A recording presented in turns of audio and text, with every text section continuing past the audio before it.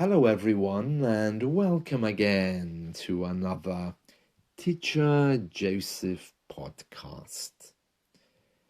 Today, we're going to look at a song by Pink Floyd, which is called Another Brick in the Wall. And this song was written as a protest against corporal punishment in schools. As I mentioned to you in my weekly lesson, corporal punishment, that is being hit with a belt or a cane, was perfectly normal in schools up until 1981. And in fact, I can remember when I was at school that some teachers would simply grab you by the shoulder and knock you to the ground if they felt you were misbehaving. Now, that's probably an extreme example of how teachers used their power.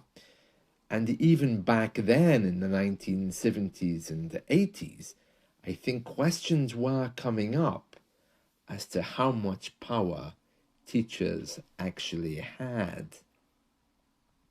This song by Pink Floyd, Another Brick in the Wall, was written as a protest song against rigid and abusive schooling.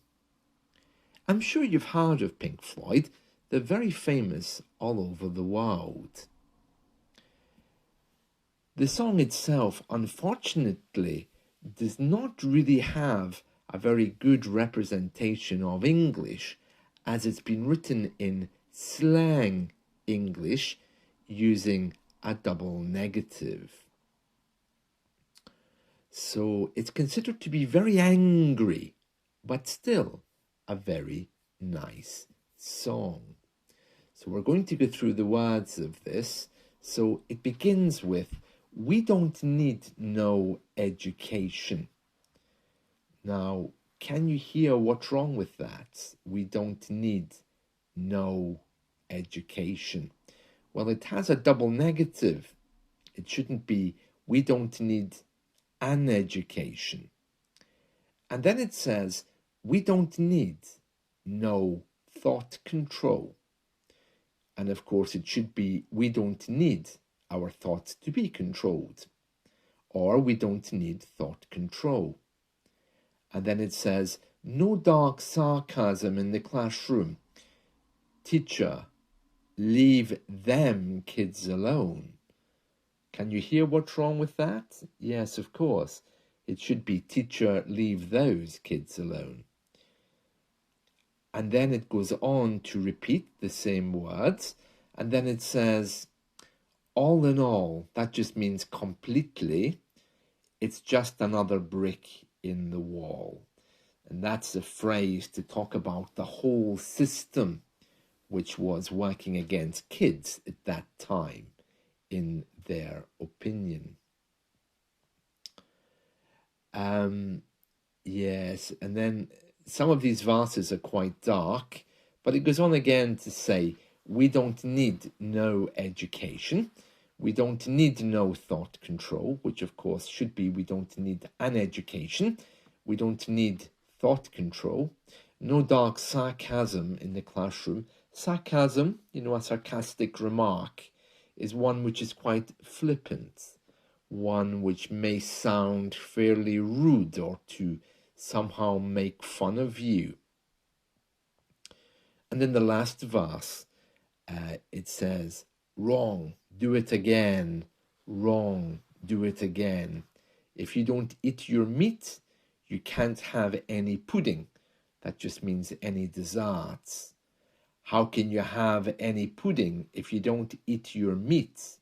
You, yes, you, stand still.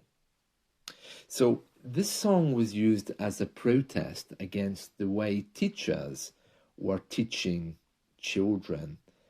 And I'm not sure if it was only because of this song exactly, but corporal punishment was finally removed in 1981. But the attitudes of some teachers remained because they themselves, of course, were taught with corporal punishment. And some of them were very, very happy to punish us. Anyway, that's the song of today by Pink Floyd. Now, the people who wrote that song, of course, they would have been children of the 1960s, which was part of our social revolution. And that was a time when people here in the UK were given a lot more right to live in the way they wanted. There were many protests at that time. Young people, especially what they called hippies, were kind of traveling around and trying to promote their ideas that everyone should be free to live in the way they wanted to. Pink Floyd certainly was a band of that generation, and like many others, they were protesting heavily against some of the systems of their day. Now, according to Wikipedia, corporal punishment and the ability to hit children who misbehave is actually still used in rural areas of the southern United States. And I do know that in some other countries, to hit children is considered normal. I can tell you that in the top half of the UK in Scotland, even parents are not allowed to hit children anymore. I'm not sure about the rest of the UK. I'd have to check. I know they were thinking about introducing it in England, but I don't know if they ever did. Well, certainly when I was growing up, being hit by your parents was considered perfectly normal. And in fact, I recall being hit by my parents occasionally for nothing. My mother would walk by, slap me on the face, and I would say, "Why did you hit me?" And she would say, "Just in case you were thinking about doing anything wrong." So I would say, "Why did you hit me? I didn't do anything wrong." And she would say, "Yes, just in case you were thinking about it." That's maybe an extreme case, but that's the way we all grew up, as far as I know, in the 1970s and 80s. The worst kind of punishment that I remember was from my grandparents, because they could wait days before they punished you. For example, I remember playing with a ball in my parents' room, and I hit the ball off a picture and smashed the glass in the room, the glass which was covering the picture. Of course, the whole thing broke, so I removed the glass, I tidied it all up, and I thought, oh, well, they'll never know that I smashed the glass because the picture looks normal. It just doesn't have any glass in it. So, of course, I put all the glass in the bin and everything, but my parents weren't stupid. They knew, of course, that I'd done this, and what happened was I think my grandparents were probably worse with giving out physical punishments because they could wait days before they finally punished us. For example, I remember sitting in the garden once, and then suddenly a bucket of water was thrown over me. And I would say, "What? Why did you throw a bucket of water over me?" "Oh, that's because of that thing you did 3 days ago." And I'm thinking, oh, I thought they'd forgotten about that, or they didn't see it. I remember once I smashed a picture in my parents' room with a ball by mistake. This was my parents. And I tidied up all the glass and I thought, well, they'll never notice because the picture is still there. It just doesn't have glass in it anymore. So I thought I had managed to get away with it. When you get away with something, it means you're not punished for your bad acts. Criminals sometimes get away with doing bad things if the police don't catch them. So I thought I had gotten away with this act of smashing the picture.